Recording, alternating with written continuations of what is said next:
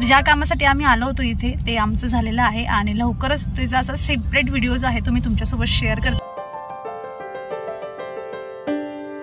Congratulation mamma, एक काम तुझं कमी झालंय.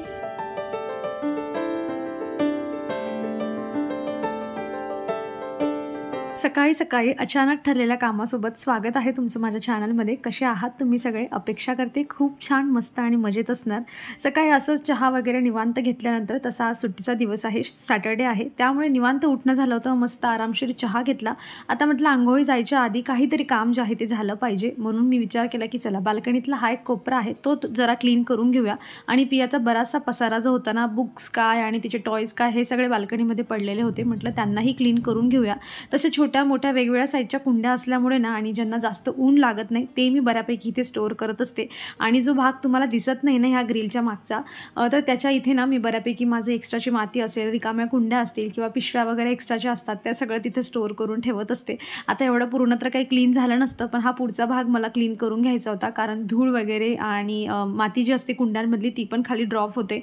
आणि आपण जर हे रेग्युलर क्लीन नाही केलं तर धूळ तर दिसतेच, पण शिवाय जर खाली माती राहून पाणी जर राहून गेलं तर मग ते पत्र्याचं बनलेलं आहे, त्यामुळे मग तिथे गंज जो असतो ना तो पण पकडला जातो. बऱ्यापैकी व्हिडिओमध्ये तुम्हाला हा खालचा भाग काय एवढा जास्त दिसत नाही. आणि मी तिथे अशाच कुंड्या ठेवते जे फ्लावरिंग प्लांट्स नाही आहेत, किंवा मग असे प्लांट्स आहेत जसं मी स्टार्टिंगलाही सांगितलं तुम्हाला की ज्यांना उन्हाची जास्त गरज नाही आहे, किंवा एखादी कटिंग लावली आहे, मग कटिंगला तर जास्त उन्हात ठेवता येत नाही, तर मग मी ते तिथे ठेवत असते जेणेकरून मग ते छान ग्रो होतील. आणि कपडे वगैरे वाळवत घातले तर मग तिथे अजून थोडं जे असतं ना, जेवढंही सकाळचं ऊन असतं ते पण तिथे येत नाही मग. आणि अशा पद्धतीने छोट्या छोट्या कटिंग्स पण ज्या असतात त्या ग्रो होऊन जातात. आणि कमी जागेमध्ये छोटी छोटी काही प्लांट्स ठेवायची असली तर मग असं हे सगळं जे असतं ते मॅनेज करावंच लागतं. तशी ही ग्रिल ना आम्ही 4-5 वर्षापूर्वी बनवून घेतलेली आहे. आणि जी पुढच्या कुंड्यांची ग्रिल आहे ना ती तर मग आम्ही म्हणजे एवढा जास्त तिला खर्च लागत नाही, अशी मोठी पूर्ण आपण पॅक ग्रिल बनवून घेतली की मग ते लोखंडाचा भाव वाढतो आणि मग त्याला थोडा खर्च लागतो. अदरवाईज फक्त कुंड्या ठेवण्यासाठी पाहिजे असेल ना तर माझी म्हणजे जिथे जास्त कुंड्या ठेवल्या आहेत मी तशी ग्रिल तुम्ही बनवून घेऊ शकतात.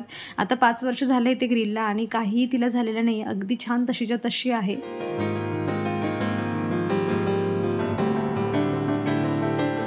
जेवढा तो पोर्शन मला क्लीन करायचा होता मी छान मस्त क्लीन करून घेतला. आता म्हटलं चला अशी ही धूळमध्ये मी पूर्ण भरलीच आहे मातीची, तर अजून थोडं मातीचं काम आहे तेही पूर्ण करून घेऊया.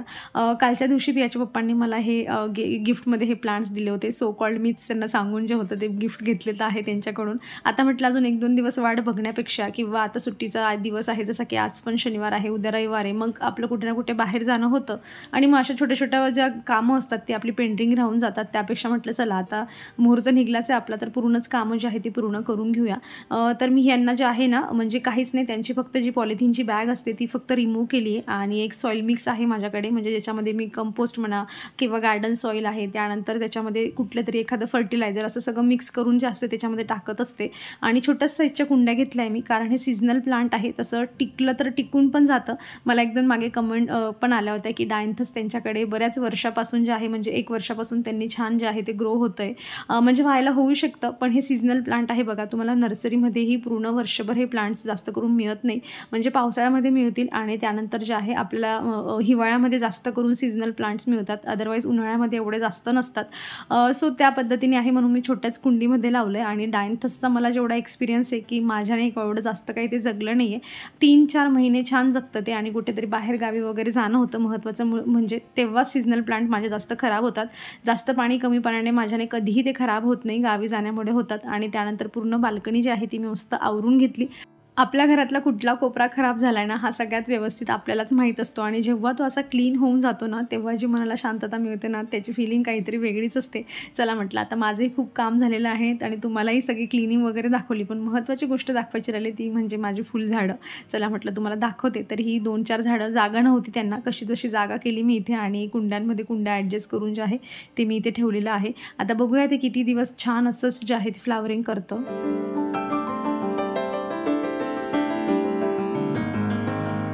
सगळं काम आवरून मी ठरवलं होतं की डायरेक्ट आंघोळ करूयात, पण मला अचानक जे आहे ते रिअलाईज झालं की अरे आपण पूर्ण वीकमध्ये जे आहे ते एकही वेळा आपण फेशियल मसाज जी आहे ती केलेली नाही आहे. चला म्हटलं आज मुहूर्त काढूया आणि हेही काम जे आहे ते कंप्लीट करून घेऊया. मस्त फेस वॉश करून घेतलं. आधी थोडंसं आल्मंड ऑइल जे आहे ते हातावर घेतलं. आधी हाताने थोडी मसाज केली आणि असं 1-2 स्टोन्स टाईपचं आहे माझ्याकडे. बऱ्याच वेळा मी व्हिडिओमध्ये तुमच्यासोबत शेअर केलं आहे. मी प्रोडक्ट टॅग करून देईल तुम्ही जर व्हिडिओ पहिल्यांदा माझा बघत असाल तर. छान आहे, मस्त होतं. हाताने केल्यापेक्षा त्याचा रिझल्ट पण मला असं वाटतं की छान आहे. पूर्ण मसाज पण जी आहे ती व्यवस्थित होऊन जाते. आणि बाकी फेस ऑइलिंग म्हणा किंवा फेस मसाज म्हणा, याचे जर रिझल्ट असतो तो आपल्याला हळूहळू तुम्ही कुठलाही ऑइल घ्या त्याच्याने आपल्याला मिळत असतो. ॲलोवेरा जेल तुम्ही घेऊ शकतात. पण एवढंच आहे की आपण ह्या सगळ्या ज्या गोष्टी आहेत ना, सेल्फ केअरच्या गोष्टी, ह्या रेग्युलर बेसिकवर ज्या आहे ते केल्या पाहिजे. जसं मी आता तुम्हाला सांगितलं की मी आठवड्यामधून 2दा करत असते, पण ह्या आठवड्यामध्ये मला लक्षातच नाही, असाच खूपच हेक्टिक गेला. म्हणून म्हटलं चला एकदा का होईना करून घेऊया. आणि ते मी मनावर घेऊन जे आहे महत्त्वाचं म्हणजे ते मी करून घेते. म्हणून मग त्याचा रिझल्ट जो आहे तो आपल्याला बघायला मिळतो. सो कुठल्याही गोष्टीला जर आपल्याला घरगुती कुठल्या गोष्टी करतोय, आपल्याला रिझल्ट पाहिजे असेल तर आपल्याला कन्सिस्टंट राहणं हे जास्त महत्त्वाचं आहे.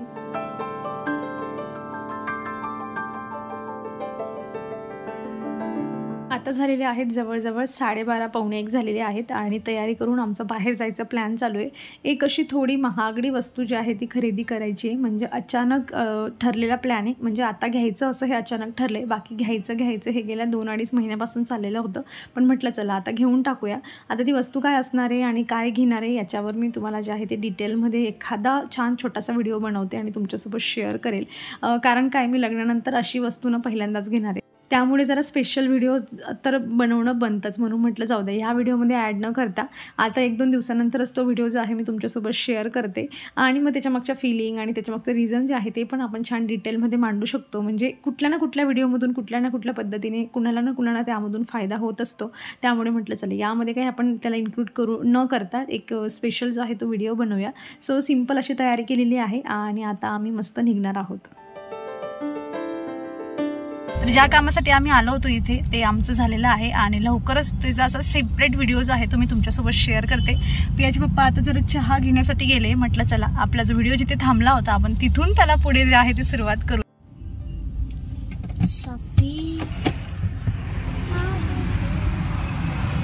ते मागून बसून तिचं चाललंय की मम्मा मी ब्युटिशियन आहे आणि तिच्याकडे कुठल्या सर्व्हिस ती प्रोव्हाइड करते. फेशियल म्हणा किंवा नुसतं टिश्यू पेपरने क्लीन करून द्यायचं फक्त, असं वेगवेगळं. आणि माझं एकच हात केव्हापासून क्लीन करणं चालू आहे आणि मी वैतागली त्या फिलिंगला. पण ती अजिबात माझं ऐकत नाही आहे आणि म्हणते की ही आमची दुसरी सर्व्हिस आहे मॅडम, आम्ही असंच करतो आणि हमको ऐसा नहीं करना पडता है, हम वैसा करते. असंच चालू आहे सगळं. जरा एखादी लाइन बोलून दाखव जरा आम्हाला. ऐसा नहीं हो सकता मैडम, ये आपकी दूसरी सर्विस है तो आप ऐसे उसको छोड़ के नहीं जा सकते. इस तरह से जो सर्विस मुझे नहीं चाहिए उतनी भी सर्विस उसने इस तरह से मुझे जो है अभी दी हुई है.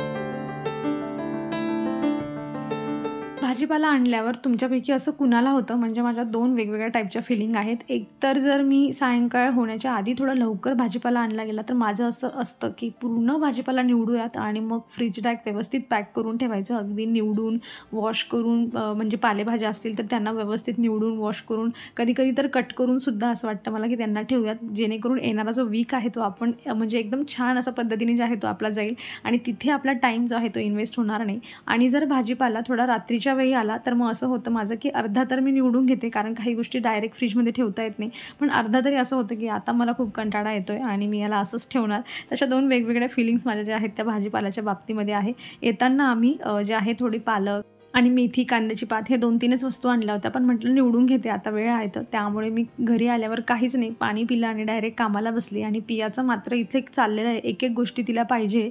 तिची मैत्रीण पण आहे साईडला आणि त्यांची काहीतरी कुकिंग जी आहे ती इथे चालली होती. त्यासाठी मी निवडल्यानंतर जो काही भाजीपाला उडतोय त्यामधून तिचं निवडणं आणि चुडबुड जी होती ती चाललेली होती. आपल्याला असं होतं की मला पटपट काम करून मोकळं व्हायचं आहे, पण मुलांचं मात्र त्यांचं जे काय करायचं आहे ते केल्याशिवाय ते काही साईडला जात नाही. कोथिंबीर निवडणं चाललं आहे. माझी पालक निवडून झाली. आता पियाची पालक पण याच्यामधून निवडून झाली ना तुझी, हां. आणि आता कोथिंबीरमधून पण ती एक म्हणतात ना असं गाळून घेते, ती सॉर्टेड करून घेते की ओके मी काय जे आहे तिच्या किचनमध्ये ती यूज करून घेऊ शकते.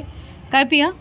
आणि मग ते तिथे सगळं सडतं आणि मग मम्माचा गुस्सा जो असतो तो तिला सगळा सहन करावा लागतो. पण तरीसुद्धा पूर्ण नाकू होतोय का तुला, सर्दी होते पूर्ण, तरी पण बाहेर गेले की मम्मा काहीतरी स्वीट खायचं आहे, मला काहीतरी ज्यूस मिळालं ना तरीसुद्धा चालेल असं म्हणते ना.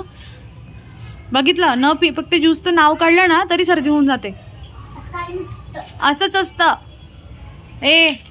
असंच असतं. स्वस्त असतं, मस्त असतं. मी जवळजवळ 4:15 वाजता जी होती ती भाजी निवडायला बसली होती. 3 भाज्या होत्या फक्त, हे जे होतं पालक आणि कांद्याची पात आणि त्यानंतर कोथिंबीर. आता जवळजवळ 6 वाजलेत आणि मी आता आमचं डिस्कशन चाललं होतं की जेवणामध्ये काय बनवायचं. कांद्याची पातचं ऑप्शन आहे आणि जी आहे ती पालकची भाजी. पण आता गोष्ट अशी होती की पियाचं सारखं चाललंय की मला पराठाच खायचा आहे. ती गेली आता तिच्या पप्पांसोबत बाहेर. आता पण मी तिला स्पष्ट सांगितलंय की मी पराठा अजिबात बनवणार नाहीये. कारण काय होतं की एकदाच आपण मुलांचं ऐकून घेतलं ना की ठीक आहे तुला आवडत नाही तर पराठा बनवून देते, मग त्यांची नाटकं ना हे कंटिन्युअसली चालू असतात. त्यामुळे ठीक आहे तुला खायचं तर खा, नाही तर उपाशी राहा. मला माहिती उपाशी तर काही राहणार नाही, शेवटी मग खाऊनच घेईल. चुरून वगैरे पण नंतर ती नाटकं करते थोडे स्टार्टिंगला, पण नंतर चुरून दिलं की खाते आरामात. सो आणि मला बऱ्याच वेळा हे पण प्रश्नामध्ये विचारलं जातं की कमेंट्समध्ये विचारलं जातं की कोथिंबीर तू वॉश करून कसं काय जे आहे ती फ्रीजमध्ये स्टोअर करते. तर मी आधी जेवढी माती निघेपर्यंत वॉश करून घ्यायची तेवढी वॉश करून घ्यायची. आता मी 2-3 पाण्याने वॉश करून ठेवली होती इकडे, तर पण त्यातून हे ना थोडं असं म्हणजे निघत होतं, थोडी अजून माती निघत होती. मग म्हटलं 5-10 मिनिटं जरा पाण्यामध्ये भिजवून देते. तर मी आता भिजवत ठेवली आहे. आणि त्याच्यानंतर काय करायचं की पूर्ण जेवढं पाणी त्याचं निघेल तेवढं निघू द्यायचं आणि त्याच्यानंतर एखाद्या कापडामध्ये छान गुंडाळून, म्हणजे असं करायचं की त्याच्यातलं जेवढं पाणी आपल्याला काढता येईल तेवढं पाणी काढून घ्यायचं.